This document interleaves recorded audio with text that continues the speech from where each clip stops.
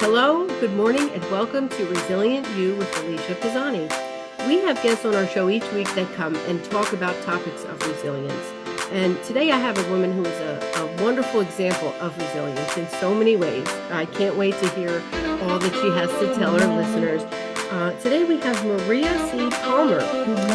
Maria, I want to welcome you to the show and just Thank tell our you. listeners a little bit about how you went from your summer internship in the news and media industry through nonprofit and beyond, and what you're doing today. Absolutely. Thank you so much, Alicia, for having me. I'm really excited to be here. So, we just talked about, my name is Maria C. Palmer, and I am in the nonprofit industry. And I kind of got started in a very interesting roundabout way. So, whenever I was at Syracuse, I originally was a broadcast journalism major, and I thought I wanted to be on the news until I really figured out what that meant and realized that I didn't want to do that at all. So I took a summer internship at Mark Advertising Agency in Pittsburgh, Pennsylvania. And I was put there basically as a PR intern. And my beat to get media coverage was for a heating and cooling company. But it was a very unreasonably cold summer in Pittsburgh. So no one wanted to talk air conditioning, and nobody really wanted to talk heating either because it wasn't cold enough for that. So needless to say, I was very unsuccessful at my job. And I went there every day, kind of downtrodden, and didn't really know what my purpose was until one day the CEO of that company decided that he was going to take on this pet project of his. And he was quite involved with the Leukemia and Lymphoma Society because his older brother had passed away from leukemia before he was born. And so he tasked me and said, Maria, if you could help me get some media coverage for the Light the Night Walk in Pittsburgh, which is the largest fundraiser for the Leukemia and Lymphoma Society, I'd be very grateful. So I thought about it, and I always think about things in a really creative, kind of out of the box type way. So I didn't want to just write a press release and that would be it. But I always knew that stories and people are very, very important. So I thought that I would highlight not only his story, but I would have the opportunity to highlight some other stories of people that were really touched by the organization. So in partnership with the Leukemia and Lymphoma Fund, I was able to come up with, I think, 5 different stories. And I got to talk to a girl that was a teenager who was going through chemotherapy, and she lost her hair. So she wrote a book about fashion and wigs. And I got to talk to a mother whose toddler twins, one had leukemia and the other was a bone marrow donor, and how that changed their life because the one brother saved the other brother's life. And I got to meet all of these really wonderful people, and I got to tell their stories. And I thought, what is the common theme of this? And to me, it seemed very obvious, and that is life is a gift. So I took each story and I wrapped it up in a pretty little gift box and I sent it to the media. And for all of the unsuccess that I had the entire summer about trying to get coverage, it all paid off because for this particular thing, so much passion was put into it that the media covered it right away. And they thought it was just so interesting to look at these different stories. And what I walked away from that summer was this feeling of purpose and knowing exactly what I wanted to do and that I wanted to feel that way all the time in my job. And I am happy to say that I never lost sight of that feeling from that experience forward. And that's kind of what drew me initially to the nonprofit industry. So it's not always common. I've been a career coach for a number of years, and a lot of people, they either start one way and end up somewhere totally different and end up wanting to go back to what they originally started in, or they aren't really fulfilled by what they chose, and they find their way, or they find their passion later in life. So it's so nice to hear that you found a passion that not only is rewarding and fulfilling to yourself, but also that really makes a difference and impacts the world, especially the world we live in today. Now, tell our listeners a little bit about where you are now. You mentioned that you are with St. Paul's Community Development, and tell our listeners a little bit about that. Sure. So I am the grant writer, and I say Jill of all trades at St. Paul's Community Development Corporation in Paterson, New Jersey. And essentially, we have 5 main programs that really help to give people not a hand out, but a hand up. And what's really important with that is we really believe that, our services kind of bridge the gap for taking people where they are to where they want to go. Mhm. So we do everything from job training and helping to give people skills in the culinary and construction fields and just basic life skills, to giving people shelter. We have an emergency men's shelter that has the capacity for 40 men. And those men, while they're with us, they are either receiving education or they're out looking for jobs and employment. And part of their rent, per se, is going back into the shelter. We have a women living independently program that houses 5 single women without children, and that's actually permanent housing. And it helps them to kind of have a nice space to land. And it's a very supportive community. We have an AmeriCorps program, which I don't know if you're familiar at all with that, but it's really a program that kind of teaches not only just young people, but everybody from all walks of life. The core is really with service. So people are giving their time to different nonprofits, learning skills, and then after those hours are given, they're given educational credits as a thank you. So it really does become foundational for lots of folks that end up working with us afterwards. Actually, my boss, the executive director, Richard Williams, started as an AmeriCorps member. And we also have a full service community schools program, which I call the Google of schools. So we bring community services into the schools. So we actually have a healthcare center for primary care, for vision, dental, and mental health for the entire family, which is really nice, in addition to parenting and language classes and, just basic skills, kind of helping people transition. We have lots of folks that are coming to the US for the first time that are not familiar with our education system, but giving them, a soft place to land. And I think that's all. Oh, no, I forgot. We also have a food pantry. And our food pantry serves about 3 to 6,000 people per year on average. We're serving anywhere between 500 and 800 people monthly with that program. And that gives people basic needs and groceries. And that program we've actually expanded, and it's in the school system as well now. And we're trying to do a healthy choice market, so people can actually have a choice, just like going to a grocery store, about what they might want to choose for their family. So we're in the midst of putting that project together. So we do a little bit of everything there. Yeah, I would say so. That's really comprehensive, to especially in the great state of New Jersey where we are. There's a different places have more people than others, but Patterson, that's more densely populated, I think, right? So most of your Mhm. clientele that you serve, are they from that county, the same county, or do they come from different places as well? The majority of our clients are Paterson based in Passaic County. During the pandemic, we were serving just about anybody and everybody that could get to us because the need was so great. Now, as things kind of fall back and scale back, we're certainly very much focused on Patterson, the city, because there is a lot of need within the city.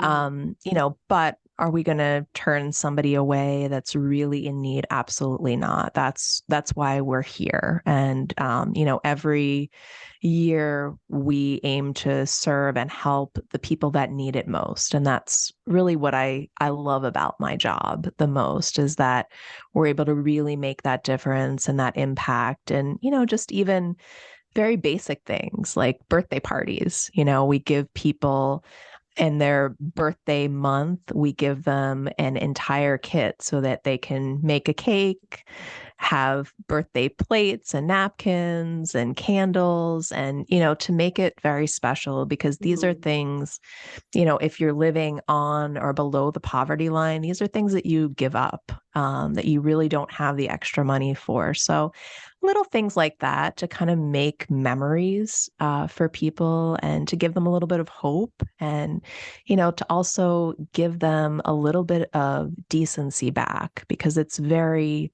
humbling to have to ask for things that you need, especially if they're basic needs. So that's what we try to do every day. And, I wake up every day feeling good about what it is that I'm doing. And I feel very lucky and very blessed that way, because I know that that's not everybody's situation. So I consider myself one of the luckiest people in the world, Mhm. because I'm able to do what I love, and I feel like it's helping other people. Yeah, definitely. That's, one of the things. Now, my show is based on resilience, and everybody has a story. Everyone has been through something. And, the fact that you're coming on and you're telling your story and we're shining a light on these people that have a need to basically have needs met, things that most of us may take for granted. It's just amazing. So we're definitely gonna take that, and listeners, if you're out here and you want to look for any other community partners like this that provide services, if you can volunteer, please take the time and do it. These people, they need shelter, they need food. You can do simple things like donations of food, and as well monetary donations help as well, I'm sure. But again, St. Paul's Community Development Center is here in Paterson, New Jersey. It's a worthwhile cause. But Maria, I want to talk to you about a few other things. So that's Sure. not the only thing you do now either. I No, I do a bunch.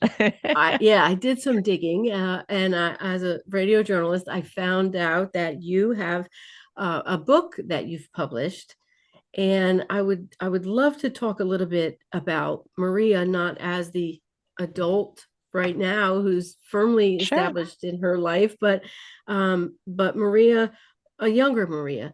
Maria, you were the daughter of Joseph Costanzo Jr., who was a postal worker who had the American dream. He wanted to open up one of the best Italian restaurants, and he did that with blind ambition. He opened the Prima Donna restaurant. He was also a radio host and a columnist. He was also an aspiring politician when there was a knock on the door. Hmm. Can you tell us a little bit about that and how, your media experience came in handy? Sure. So I had a very interesting childhood. I grew up during the 80s and 90s, which is dinosaur years now. For my kids, especially, they don't understand. What do you mean you didn't have a computer or a telephone?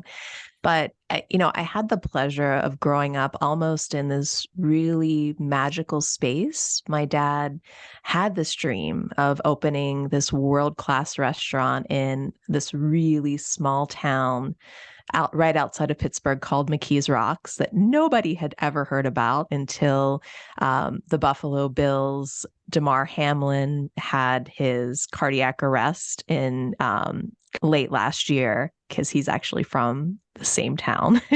Mm. So now it's on the map. But this was not a likely town to have a world-class restaurant. This was a town that really had seen better days. It was at the height of the steel mill age. It was really booming, and it was, one of those places with cobblestone streets and little corner stores. But as the steel mill industry moved out of the town and the jobs went away, the poverty came. And, the parallel between McKees Rocks, Pennsylvania and Paterson, New Jersey is almost uncanny. They're very, very similar in just overall socioeconomic situations, both, quite depressed areas that had really seen really wonderful days, with Paterson during the Silk Age and with McKees Rocks during the Steel Age.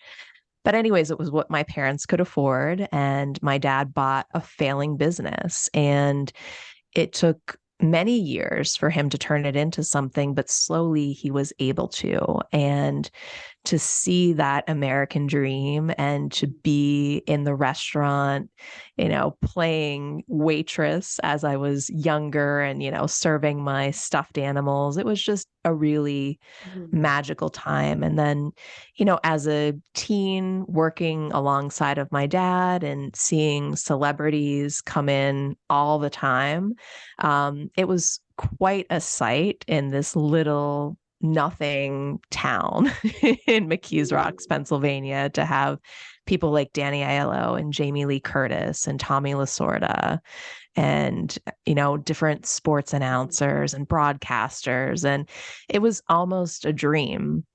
Until one day it wasn't. And, the federal government, whenever I was a junior in college, I was in between jobs, probably the internship that I talked about earlier, and maybe going to work at the restaurant. And I had a knock at my door, and it was the federal government looking for my father. And he nor I did know why they were coming to look for him. And the reality was that his name was mentioned in a federal grand jury investigation.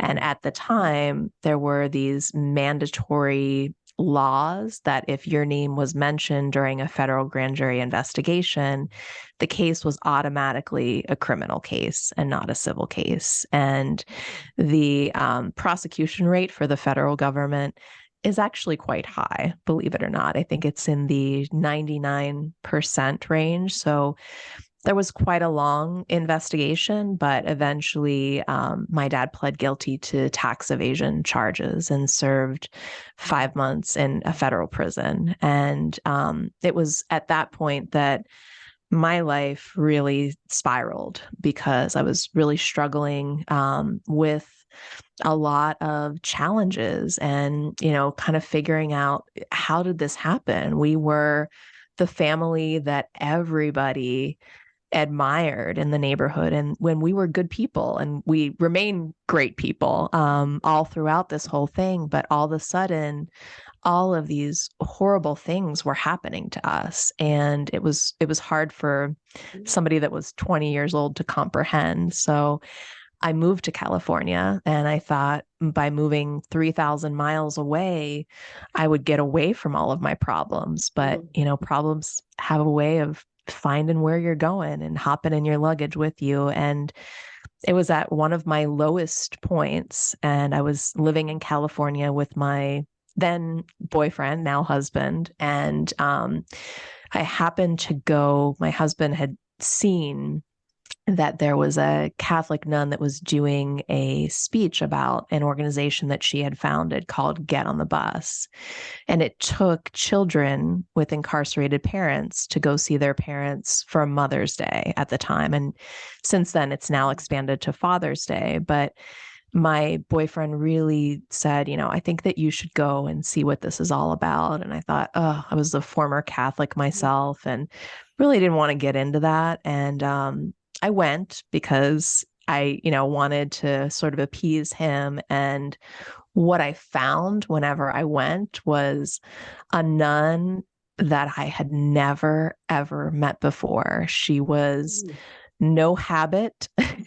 She was plain clothes, super duper flashy, nail polish, matched her toe polish, open toed, high heel wedges, and, had this just fiery way about just telling it how it is, and, enjoyed kind of all of the same things that just regular average people enjoyed, and just was this boisterous person that was just so full of life and so full of passion. And as she talked about Get on the Bus, and she talked about why she started the organization, and really it started out of a need. She thought she was going to bring volunteers to go visit women in prison, and she was excited about it, and she asked the women in prison, we're going to come and visit you. Isn't that great? And resoundingly, the women said, yeah, it'd be wonderful to have visitors, but we never see our families.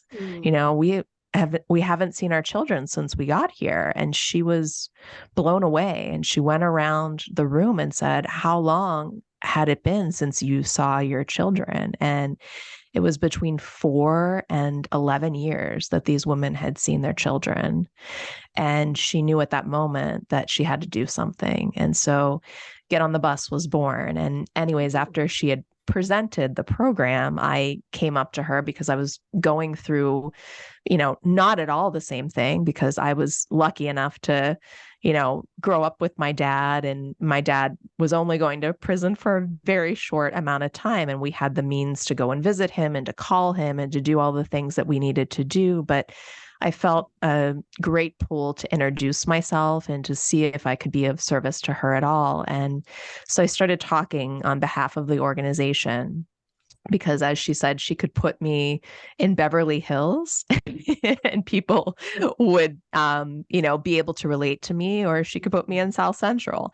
So I was very versatile that way. And I really loved the organization, and I loved what it stood for. And I thought I was just going to be a super volunteer for them, until one day the director quit. And as we were driving to a speaking engagement, she said, yeah, I'm not concerned because I have somebody else in mind for the job. And I said, oh, well, that's great. Who is it? And she said, well, it's you.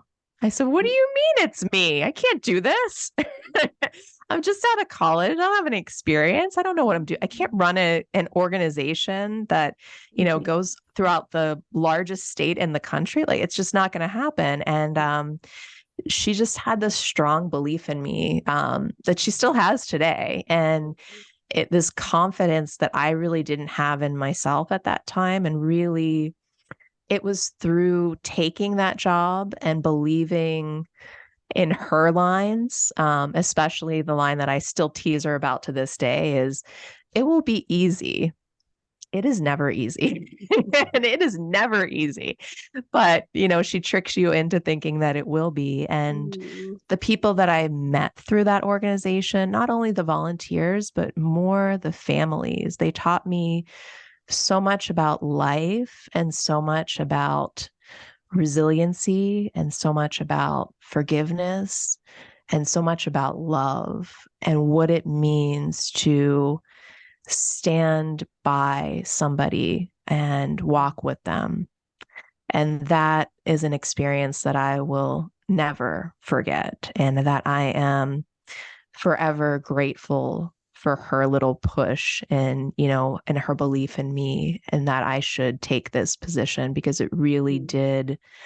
I think it restored my own mental health, and it made the world make sense to me in a way that nothing was making sense. I couldn't even at that time go to a restaurant, and if the menu was too vast, or if people gave too many specials, a couple of times I ran out crying, because I just couldn't take any more choices or any more decisions. It just was really challenging for me. And so to be able to get that back, and to be able to feel like I was once again serving a purpose, I think that's what everybody longs to do, no matter what field you're in, is if you can feel like you're put on this earth and that you're doing something that you were meant to be doing, I think it makes a really big difference in your mental outlook. And so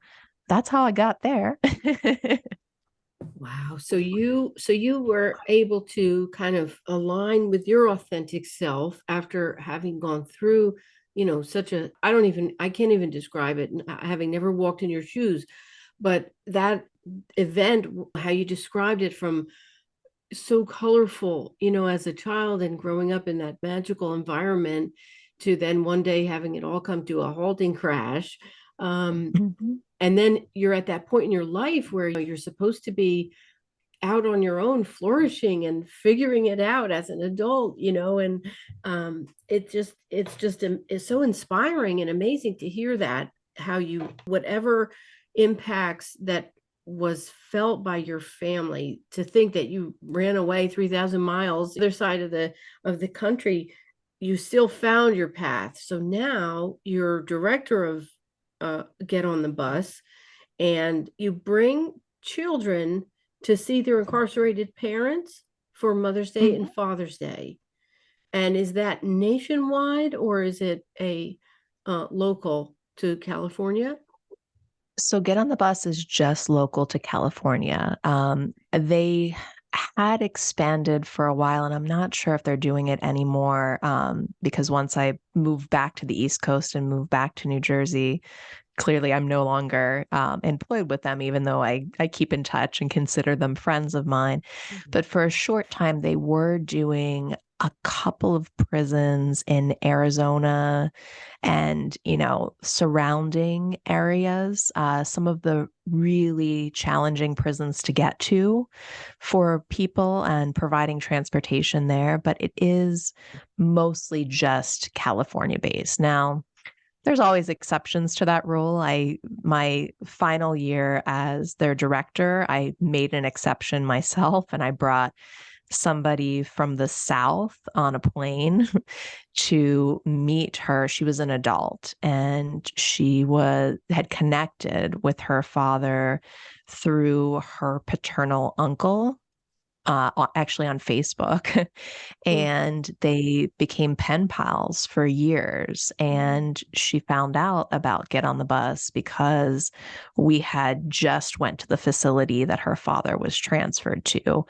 And so she begged me at the kind of the last minute, if she would be able to participate. And really, my gut was to say no. But whenever I met her and I heard her story and how much she had in common with this father that was largely absent from her life, and how they had reunited through letters and poetry and prayers and just, overall fellowship, I couldn't say no. And it was one of the most beautiful reunions I've ever been part of. And, just to see she was able to bring her children as well. So not only did she get to meet her dad, but her children got to meet their grandfather for the first time. And it was absolutely just a magical moment. And it really became not only the story of the year, but just a story that it's so many years later and I'm still thinking about it. It really had just such a large impact on my being. And somebody recently told me, and I couldn't agree more with this, is that, some people live life by rules, right? And very black and white. Like you can do that, you can't do that. And other people lead life by principles. And I am definitely a principle person. I think that there's a lot of gray area, and we really need to take a person's individual situation and instead of judging them, try to understand where they might be coming from and try to walk with them and try to help them, not in the way that you would need to be helped, but in the way that they need to be helped at that time. I think that that's very important and very crucial. And just saying no to something because it doesn't hit, all of the check boxes for you, I think that you're limiting not only your own potential, but what you might be able to do in the world when you do that. So I'm very much like, let's look through this lens in a different way and let's figure out if this is something that we can actually do. Even if it might bend a rule or it may not be exactly the cookie cutter way that most people do it. So, Maria, we need you in our mental health areas in this world because there's not a lot of room for principle based decisioning where it should be. I think that's yeah, just me. My I agree. my mother was not ever, well, she was incarcerated actually. Uh, I'll just tell a little story about this because it's sort of related, but Yeah. not. Uh, my mother was mentally ill, and in her later stages of life, the doctor had given her medication that wasn't meant for seniors, and it was damaging to her. Her behavior was not how do I say it? Her behavior was not, she was difficult, but she wasn't dangerous, right? So Mhm. they sent her to a day program. So she'd get on a van every day from her group home. She would go to the day program where they did activities and they'd eat lunch outside. Well, across the parking lot from where they were eating lunch was a dialysis clinic. Yeah. And Very familiar with these. the ambulance would pull up and they'd go in and get the patient and bring them out and take them for dialysis or bring them home, whatever. Well, my mom walked over, got into the ambulance, and drove. And she was just going to go to the bank. Well, they pulled her over on the highway and she was, driving erratically, but they put her in the hospital and then immediately put her in jail. Oh, wow. They didn't, honor her that she was, mentally ill and attending this day program. And they didn't take that into account. So Mhm. she spent, I want to say, almost 5 months in jail. I couldn't get her an attorney because it was out of state. It was she Oh, was my in Georgia goodness. at the time, and I was here. And I had never had any experiences about the scenario, prison or jail or anything. I didn't know what to do. So they assigned her an attorney, but he was not, I found out a month, in, he wasn't helpful. And Right. so They I never found are when you get someone. them assigned, unfortunately. Yeah, so but then I found someone and found the money to pay for her. And basically they said you could never come back to the state. We'll let you out, but you can never come back. So, but it was interesting because a woman called me and said, your mom, she's not getting up at 4 a.m. She's in jail and she's not listening. And I'm like, well, they don't understand. She's not on her medicine. She's not going to be able to Right. function. So this woman, they ended up putting her in the maternity ward, which, she just slept all day, I guess. I don't know. But the whole Mm. thing was just, she wasn't treated. But then it got worse because when she was out, she was in these group homes where they managed her like a number on like a piece of paper, just a file that they would just move around from place to place. And it just, so many times I remember calling, speaking with the caseworkers, because at the time I didn't have power of attorney, right? But the Mhm. caseworkers were like, well, she's here and we can only do so much. And I'm like, well, if you give her things that she likes, for example, like cantaloupe or fresh green salads and fresh, Mhm. yeah, she's not going to eat your carbohydrate dinners because she's not like that. You don't Doesn't know want her. to. Yeah. And they're like, well, the doctor didn't put her on a special diet, and things like that, where it's like black and white or just based on principle, based on what Yeah. is the right thing to do. Um, Right. so anyway, yes, Maria, but we could use someone like you in those other areas where, Oh, the people's lives could be changed. That's and thank you something for that, sharing.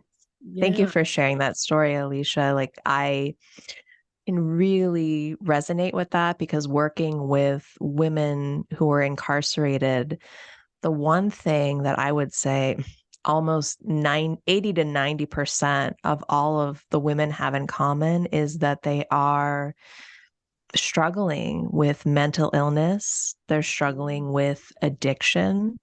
They're struggling with former abuse situations, whether it was childhood abuse, whether it was domestic violence.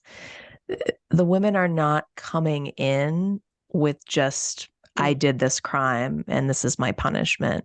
Right. They have been victimized really most of their lives. And now they're coming into prison and you're locking them away, per se, and giving them these black and white rules. But like you said, they need help, they need assistance, they need somebody to care and to give them the skills and the comfort that they need in order to heal. Because if you don't heal from those previous wounds, how are you going to get better? How are you going to get back out there? And how are you going to, be a functional member of society? You're not going to be. And so that's really the common thread with most women that are incarcerated. And, there's always exceptions to that rule, and there's evil people throughout the world. But I can tell you that most of the women that I've met that have been incarcerated, there has been some sort of mental health challenge, some sort of abuse, or some sort of domestic violence feature in their lives. That's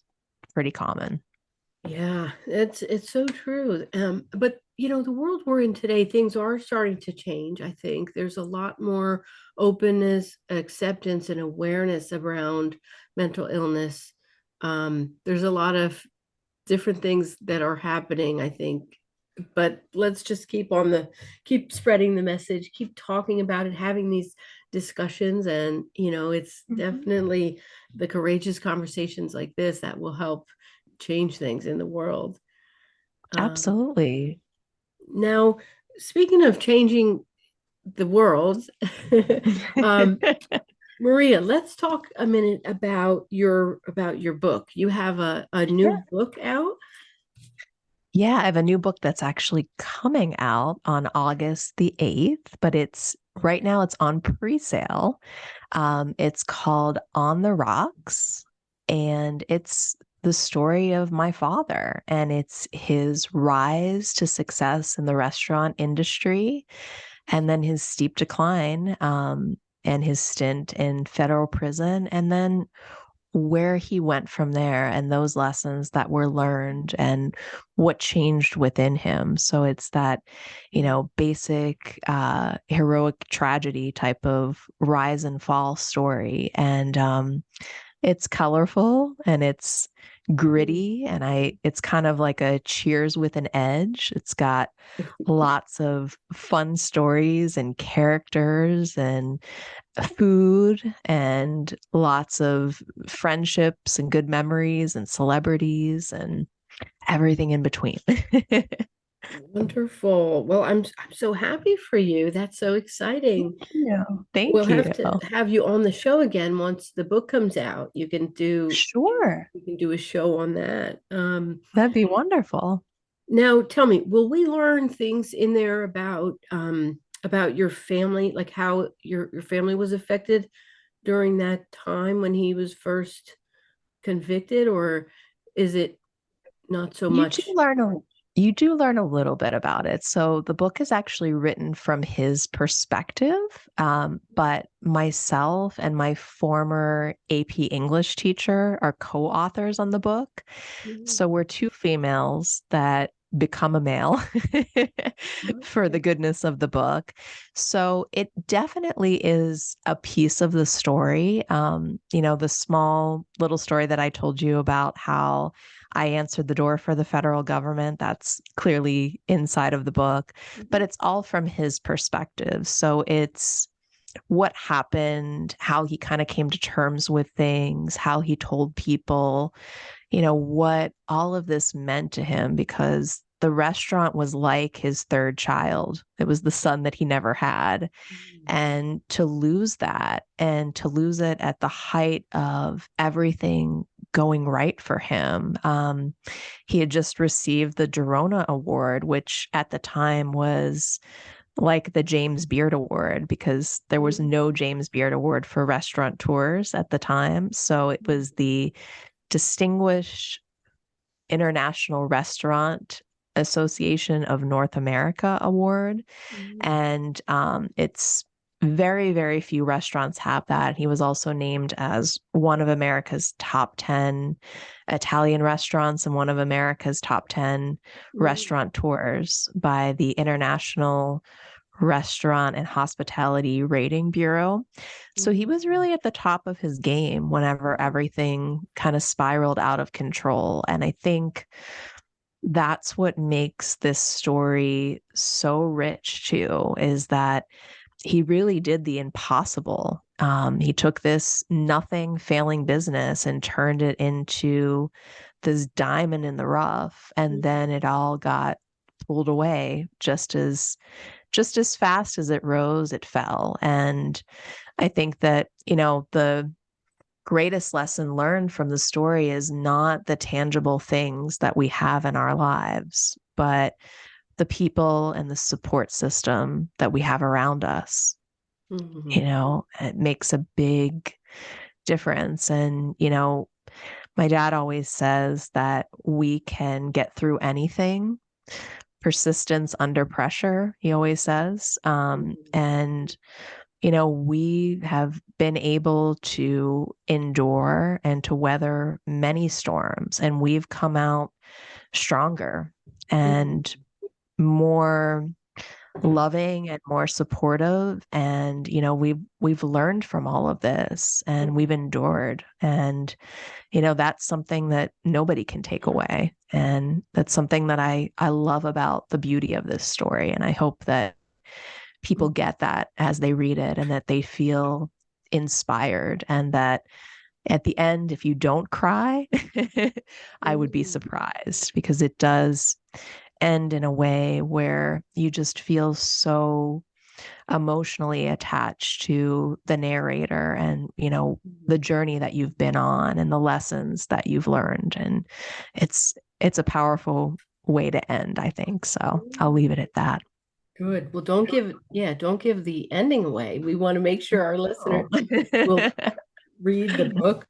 So if you're listening, it's On the Rocks. It's due out August 8th, but it is available for pre-sale. Maria, where can they find that? Absolutely. So you can either go to my website, which is mariacpalmer.com, or I am actually in partnership with the Heinz History Center in Pittsburgh, which is a Smithsonian Museum affiliate.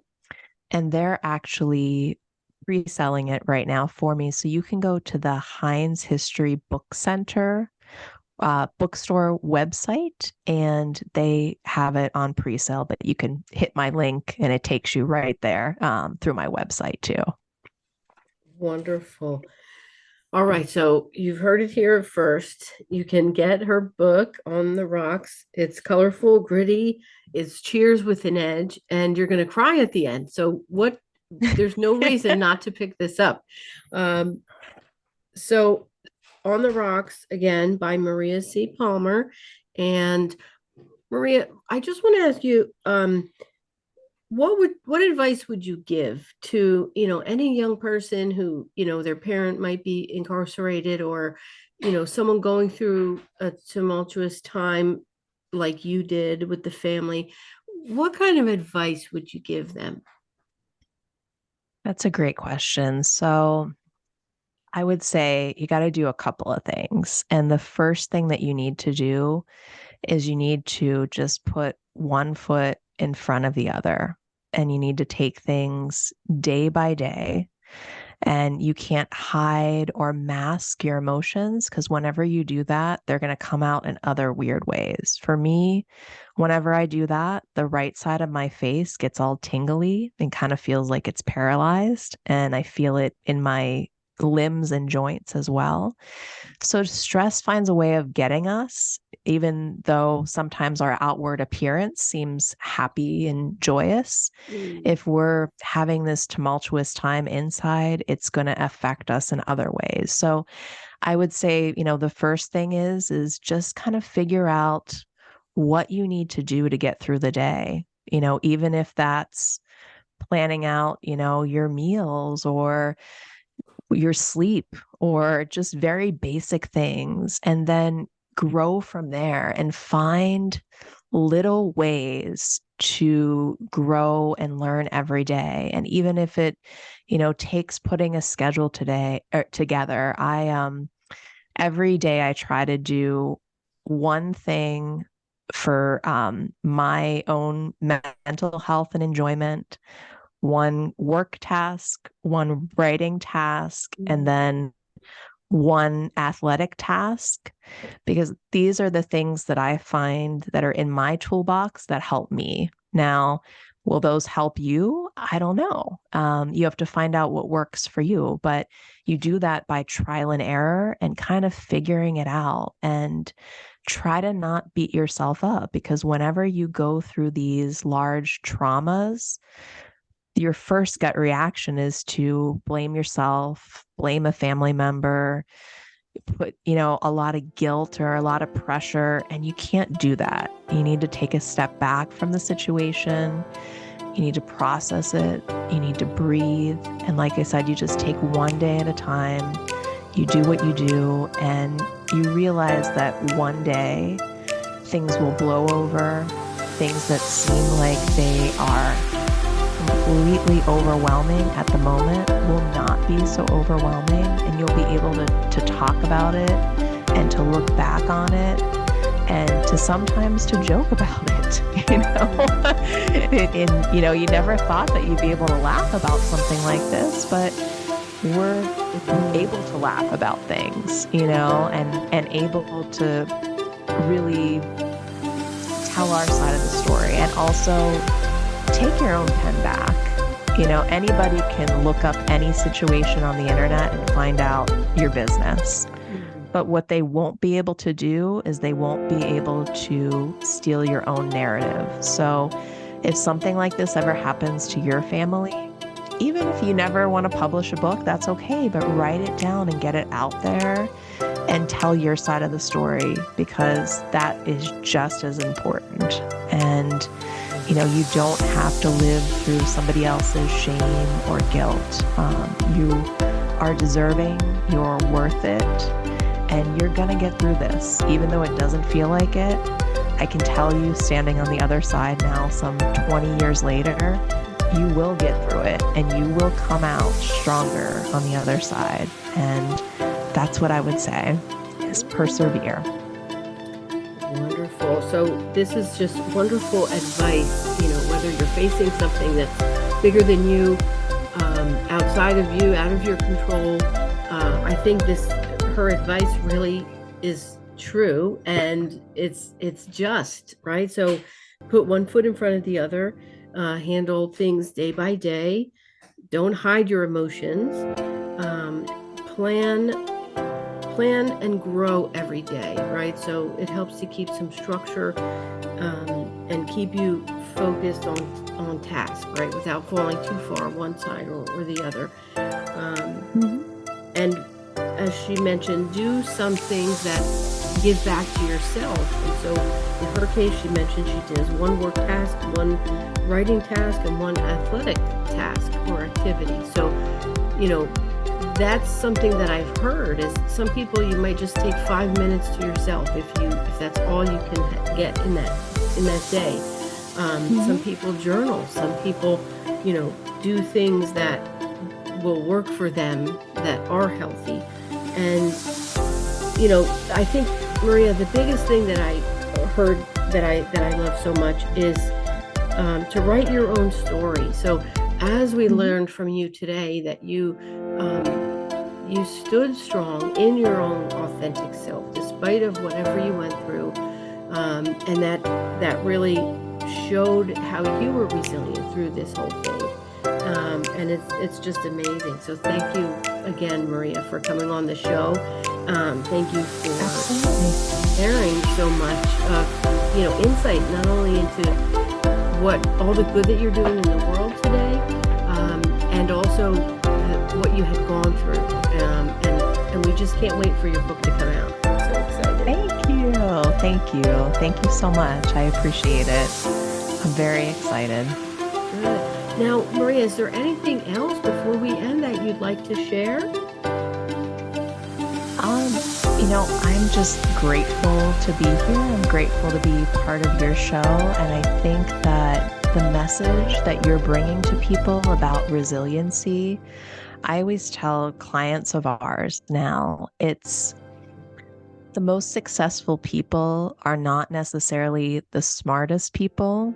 They are the most resilient people. So if you can weather the storm, if you can bounce back from something that may be your worst day or your worst nightmare, but if you can sort of hang through that and get over to the other side, in my opinion, you're going to be a very, very successful individual. So I believe in what you're doing, Alicia, and thank you for spreading the message about resiliency. I think that it is the number one determinant to people being able to achieve not only success, but just future life happiness, and not to dwell in these horrible things that happen during life, but to overcome them. So I love it. I love all that you're doing, and I love being a part of your show. And thank you so much for having me. And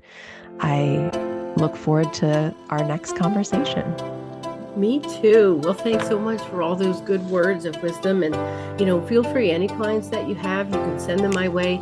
I have workbooks. I don't know if you noticed this big poster behind me, but I have workbooks.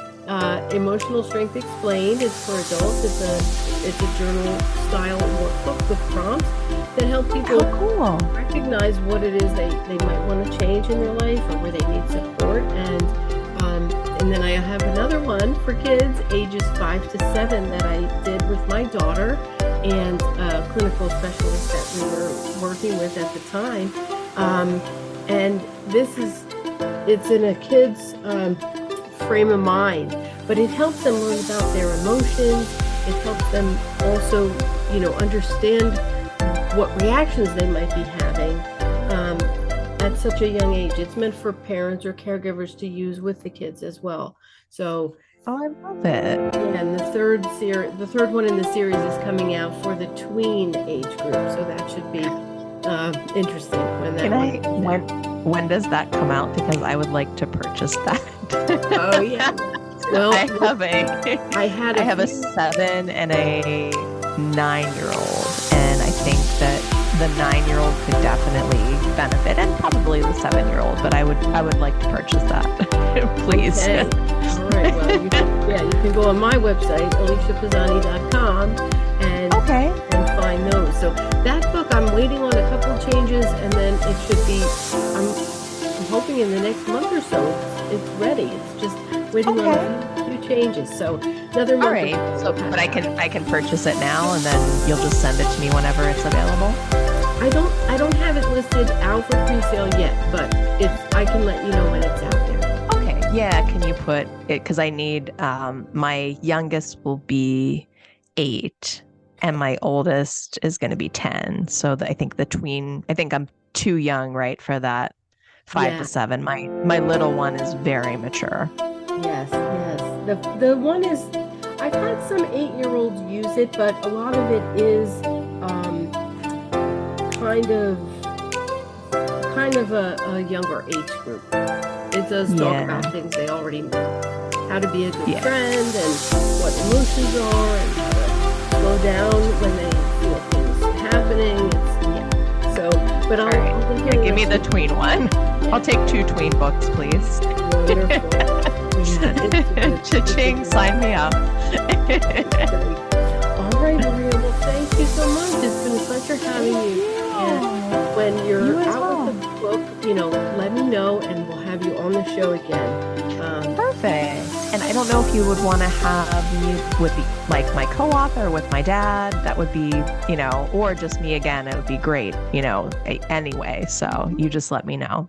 Yeah, we can do it. However you feel comfortable. Glad to have your co-author, you, your dad, the whole family will have. All right. Fantastic. I love it, Alicia.